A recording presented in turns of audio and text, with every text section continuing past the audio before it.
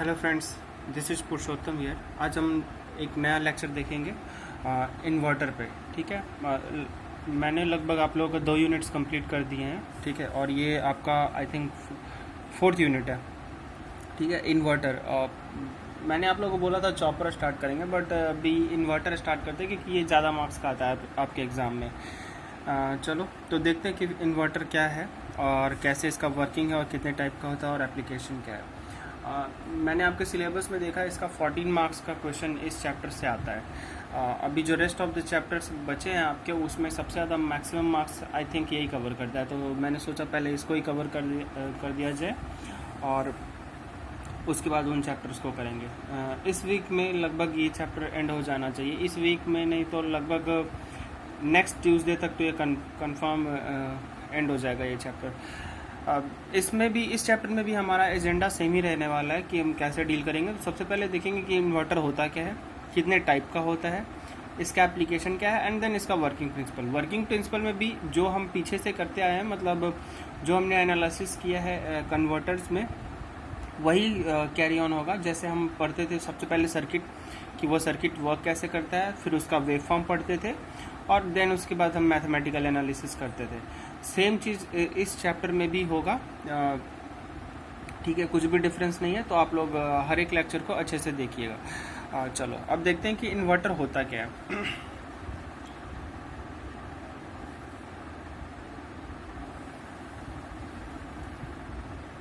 Inverter, ठीक है। देखो, आपने मतलब अपने इलेक्ट्रॉनिक्स के क्लासेस में एक टर्म पढ़ा होगा, रेक्टिफायर। ठीक है, तो रेक्टिफायर जो क्या काम करता है हमारा, रेक्टिफायर। ठीक है, पहले रेक्टिफायर देखते हैं। रेक्टिफायर आपका क्या करता है, तो रेक्टिफायर आपका करता क्या है, अगर आप इस मतलब ये अगर इनपुट एसी रहता है और आउटपुट आपका क्या हो जाता है, आउटपुट जो होता है आपका डीसी होता है। तो कहने का मतलब रेक्टिफायर का अगर वर्किंग में पूछूं कि वो रेक्टिफायर बेसिकली करता क्या है, तो ये एसी को डीसी में कन्वर्ट करता है। ठीक है, इन्वर्टर इसका जस्ट ऑपोजिट है। आपने देखा भी होगा, आपके घरों में भी लगा होगा इन्वर्टर, तो आइडिया होगा आपको कि वो करता क्या है।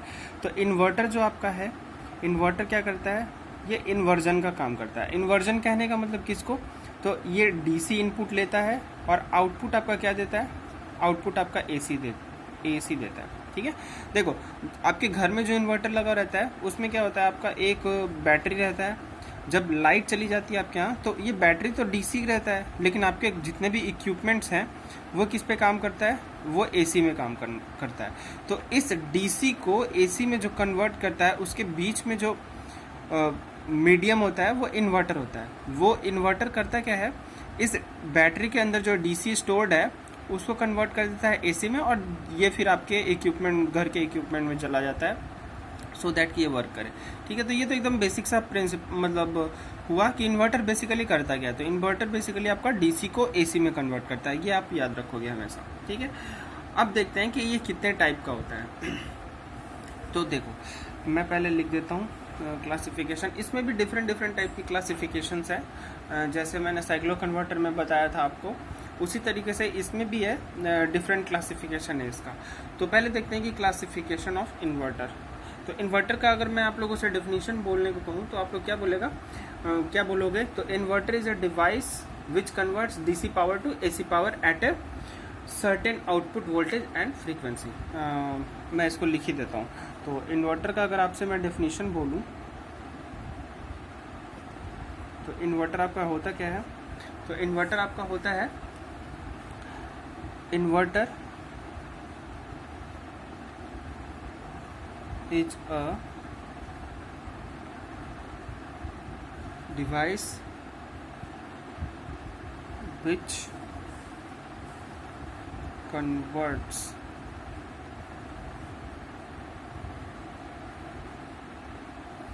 DC power to AC power। Clear है यहाँ तक? एट ए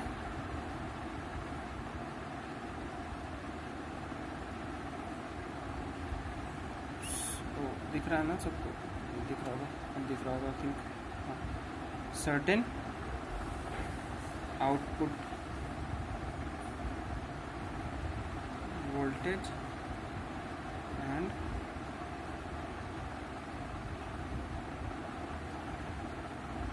फ्रीक्वेंसी। सर्टेन, ठीक है, ठीक। या फिर इसको तुम यहाँ पे ये भी बोल सकते हो, और एट अ सर्टेन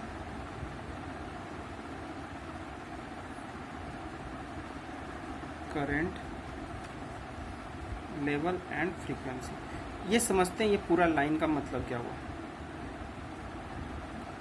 ठीक, देखो ध्यान से, ये तो आप लोग को चलो समझ आया कि ये करता क्या है, डीसी पावर को लेता है और उसको किस में कन्वर्ट करता है, एसी पावर में। ये चलो ये तो एक थिंग हुआ, ठीक है, कि अगर आपसे इन्वर्टर के बारे में पूछा जाए तो आप सिंपल वन लाइन आंसर क्या दोगे, ये डीसी पावर को एसी पावर में कन्वर्ट करता है। ठीक है, अब आगे समझते हैं इसका क्या मतलब है, certain output voltage and frequency, या फिर सर्टेन करंट लेवल और फ्रीक्वेंसी। तो देखो ध्यान से समझते हैं कि जैसे ये आपका कोई हाउस, मतलब आपका हाउस है, ठीक है, आप जिसमें रहते हो, ठीक है, क्लियर है। अब इसमें बहुत सारे लोड लगे रहते हैं आपके घर में, ठीक है, जैसे अब आपके घर में जो लोड है वो क्या क्या है, फैन है, टीवी है, वॉशिंग मशीन है, ये सब। अब ये जितने भी इक्विपमेंट है, कितने इसका जो वर्किंग वोल्टेज है वो कितने पे वर्क करता है, ये 230 या फिर समहाउ 220 वोल्ट पे करता है। ठीक है, और फ्रीक्वेंसी इसको कितना चाहिए होता है, 50 हर्ट्ज। ठीक है, तो देखो अब इसको आउटपुट वोल्टेज कितना चाहिए, मतलब इसमें इनपुट कितना आना चाहिए, 230 और 220 वोल्ट। अगर इससे ज़्यादा, मतलब लेट्स अज्यूम कि अगर 440 आए, ठीक है, या फिर 110 आए, तो क्या ये वर्क करेगा, ऑब्वियस ही बात है नहीं करेगा। ठीक है, तो अच्छा, अब फ्रीक्वेंसी की बात करते हैं। फ्रीक्वेंसी जैसे कि ये कितने पे वर्क कर रहा है, 50 हर्ट्ज, तो क्या मैं इसको 40 हर्ट्ज दूंगा तो क्या ये वर्क करेगा, देन अगेन वर्क नहीं करेगा। तो कहने का मतलब ये हुआ कि जो भी आपका लोड है उसको एक सर्टेन वोल्टेज चाहिए एंड देन सर्टेन फ्रीक्वेंसी भी चाहिए। अगर ये उसको नहीं मिलता है, सर्टेन वोल्टेज और सर्टेन फ्रीक्वेंसी इसको नहीं मिलता है, तो आपने जो भी लोड लगाया है वो वर्क नहीं करेगा। क्लियर है, इसका सिंपल सा फंडा ये है। ठीक है, तो यहाँ पे जो certain output voltage and frequency का यही मतलब है। कहने का मतलब जितना, अब ऐसा तो है नहीं कि मतलब इन्वर्टर, चलो ठीक है, ये इन्वर्टर लगा हुआ है, इसका काम क्या है, एसी में है, और सॉरी डीसी इनपुट है और उसको किस में कन्वर्ट करेगा, एसी में। चलो ये डीसी को एसी में तो कन्वर्ट कर रहा है, लेकिन किस में, मतलब किस लेवल के वोल्टेज पे, तो जितना हमें चाहिए। ठीक है, कहने का मतलब जितना हमें रिक्वायरमेंट है उतने वोल्टेज पे अगर ये कन्वर्ट कर रहा है तो हम इसको क्या बोल रहे हैं, इन्वर्टर। अगर हम मतलब जैसे चाहिए यहाँ पे 230 वोल्ट और ये कर रहा है 110 वोल्ट और 30 हर्ट्ज पे, तो ये तो हमारे किसी काम का नहीं है। ठीक है, क्योंकि हमको तो चाहिए भाई 230 वोल्ट एंड 50 हर्ट्ज, इसीलिए यहाँ पे ये पॉइंट लिखा हुआ है certain output voltage and frequency, या फिर सर्टेन करंट या एंड फ्रीक्वेंसी, सेम थिंग है। मतलब एनालॉजिकली देखा जाए तो दोनों सेम थिंग है। मतलब या तो आप सर्टेन आउटपुट वोल्टेज दे दो या सर्टेन करंट लेवल दे दो। ठीक है, फ्रीक्वेंसी तो दोनों का सेम ही रहना है। क्लियर है, तो यहाँ से आपको ये समझ आ गया होगा कि इन्वर्टर होता क्या है और इन्वर्टर काम क्या करता है। ठीक है, अब देखते हैं इसका क्लासिफिकेशन।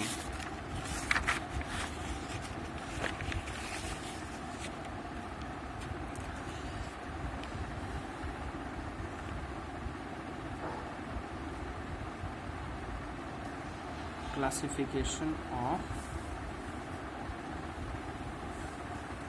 इन्वर्टर। ठीक है, तो देखो सबसे पहला क्लासिफिकेशन है, मतलब बेसिकली ये तुम्हारा आप लोगों का 5 टाइप का होता है। ठीक है,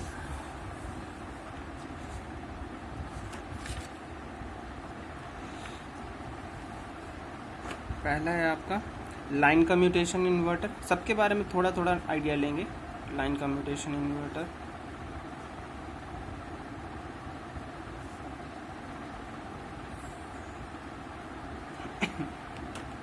फिर है आपका forced commutation inverter,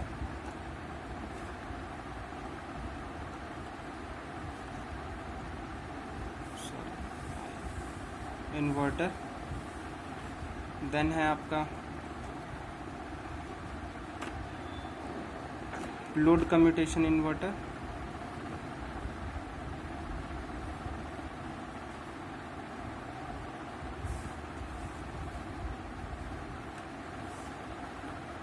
fourth type है आपका voltage source inverter.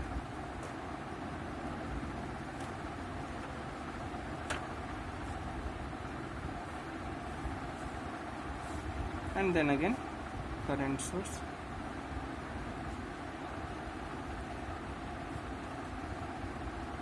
Inverter. Clear है? ये आपका 5 टाइप का होता है। इसमें जो हम लोग डेप्थ में पढ़ेंगे, मतलब in the sense in depth analysis होगा, वो हमारा वोल्टेज सोर्स और करंट सोर्स का इन्वर्टर का होगा। ठीक है, voltage source inverter and current source inverter, इसका एनालिसिस हम करेंगे। ठीक है, अब इसमें भी देखो ये 2 टाइप का होता है। मतलब जो कम्यूटेटिंग एलिमेंट है वो कैसे लगा हुआ है, कहने का मतलब वो सीरीज में लगा हुआ है, वो पैरेलल में लगा हुआ है, या फिर ब्रिज कनेक्शन है, वो उस पर डिपेंड होगा। और देन फर्दर क्लासिफिकेशन होगा, जैसे हमने साइक्लो कन्वर्टर में पढ़ा था ना, according to phase, according to आपका कनेक्शन। ठीक है, उसी तरीके से। और फिर देन फर्दर उसमें भी क्लासिफिकेशन हो जाता था मल्टी, मतलब मिड पॉइंट 3 फेज, या फिर mid point single phase full wave converter, इस टाइप साइक्लो कन्वर्टर। उसी तरीके से इसमें भी है, जैसे आपका कम्यूटेटिंग एलिमेंट लगा हुआ है उसके अकॉर्डिंग इसका भी क्लासिफिकेशन होता है। जैसे कि मतलब लेट से जो हम करंट सोर्स इन्वर्टर को कंसिडर करते हैं। ठीक है, अगर इसमें कम्यूटेटिंग एलिमेंट जो है वो अगर थायरिस्टर के सीरीज में लगा हुआ है तो वो क्या हो गया, series current source inverter, series inverter. ठीक है, एंड देन फिर अगर पैरेलल में लगा हुआ है तो वो पैरेलल इन्वर्टर, देन अगर ब्रिज में लगा हुआ है तो वो bridge inverter, current source bridge inverter. Clear है? ठीक है, कम्यूटेशन का मतलब यहाँ पे आई थिंक आप लोगों को समझ आ रहा होगा। ठीक है, अगर नहीं आ रहा है तो जस्ट एक ओवरव्यू दे देता हूँ कि कम्यूटेशन होता क्या है। वैसे मैंने आप लोगों को जब ऑफलाइन क्लासेस हो रहे थे तब मैंने बताया था कि कम्यूटेशन होता क्या है। तो कम्यूटेशन एक सिंपल सा कॉन्सेप्ट है। कम्यूटेशन में हम लोग करते क्या हैं, जैसे ये थायरिस्टर है, ठीक है, इसको टर्न ऑफ करने का जो प्रोसेस होता है उसको हम क्या बोलते हैं, कम्यूटेशन बोलते हैं। क्लियर है? ठीक है, कम्यूटेशन क्या हो गया, जो थायरिस्टर ऑन है उसको टर्न ऑफ करने का जो प्रोसेस होता है उसको हम लोग क्या बोलते हैं,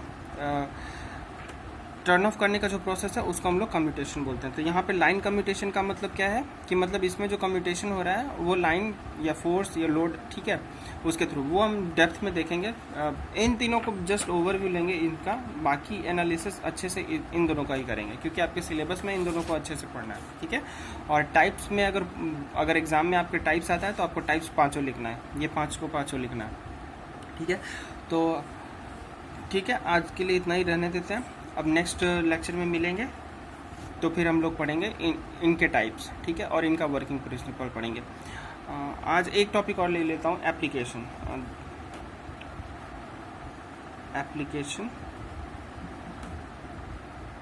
of inverter. Application of inverter.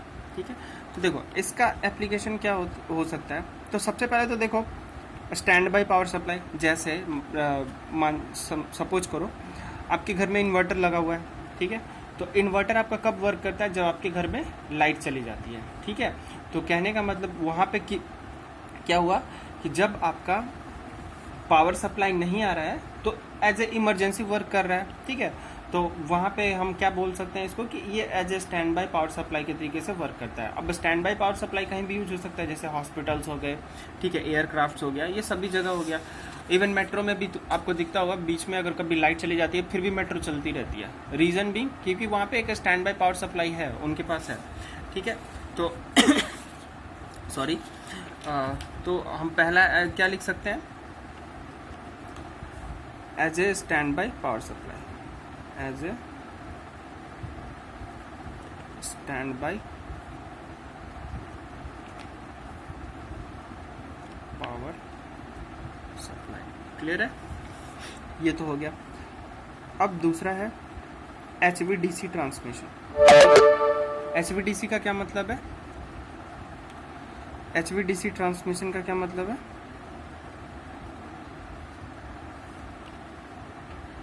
HVDC transmission का मतलब जैसे देखो, मान लो ये एक पावर स्टेशन है और ये दूसरा पावर स्टेशन है, ये दोनों डिफरेंट फ्रीक्वेंसी पे वर्क कर रहा है। लेट्स अज्यूम ये 40 हर्ट्ज पे कर रहा है वर्क और ये 50 हर्ट्ज पे वर्क कर रहा है। ठीक है, अब यहाँ पे मुझे क्या करना है, sorry for the inconvenience, just a second.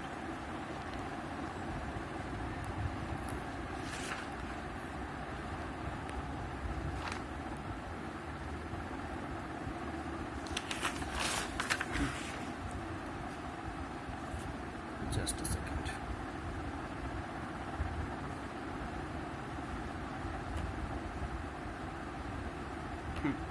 ठीक है, तो जैसे देखो अब इसमें क्या है, हमें पावर ट्रांसफ़र करना है, तो हम अब इन दोनों को तो कर नहीं सकते, तो सबसे पहले क्या करेंगे कन्वर्टर लगाएंगे। अब वो कन्वर्टर क्या करेगा, उसको डीसी में कन्वर्ट कर देगा, ठीक है। एंड देन अब फर्दर हम मुझे किस में चाहिए, 50 हर्ट्ज़ में, तो फिर डीसी को क्या करेंगे, हम एसी में कन्वर्ट करेंगे। अब ये किसके थ्रू करेंगे, वो इन्वर्टर के थ्रू करेंगे, ठीक है। तो क्योंकि हमारा जो डीसी का एसी में कन्वर्ट करने का काम है वो कौन करता है, तो वो हमारा इन्वर्टर करता है। तो इसीलिए एचवीडीसी ट्रांसमिशन ऐसे होता है, मतलब एचवीडीसी के केस में, एचवीडीसी ट्रांसमिशन के केस में ये आपका इन्वर्टर का यूज होता है, ठीक है।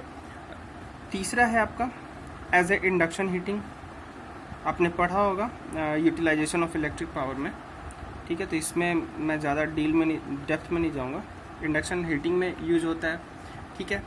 फिर आपका है फोर्थ पॉइंट, आप कह सकते हो वेरिएबल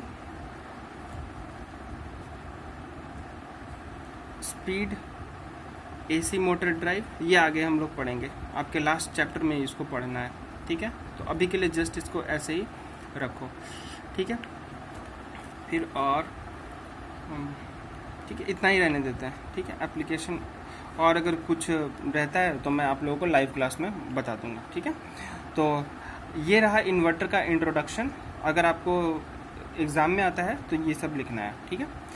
चलो, तो होप सो आपको लेक्चर समझ आया होगा, और प्रीवियस लेक्चर्स रिवाइज करते रहना, चाहे वो कंट्रोल सिस्टम हो या फिर पावर इलेक्ट्रॉनिक्स हो, क्योंकि एग्ज़ाम आपके जल्दी ही आ जाएंगे, कुछ दिनों में ही आ जाएंगे, ठीक है। चलो, hope so you enjoyed the lecture और समझ भी आया होगा। अगर एक बार में ना समझ आए तो इसको रिवाइज करके दोबारा देख लेना, ज़रूर समझ आएगा। Thank you.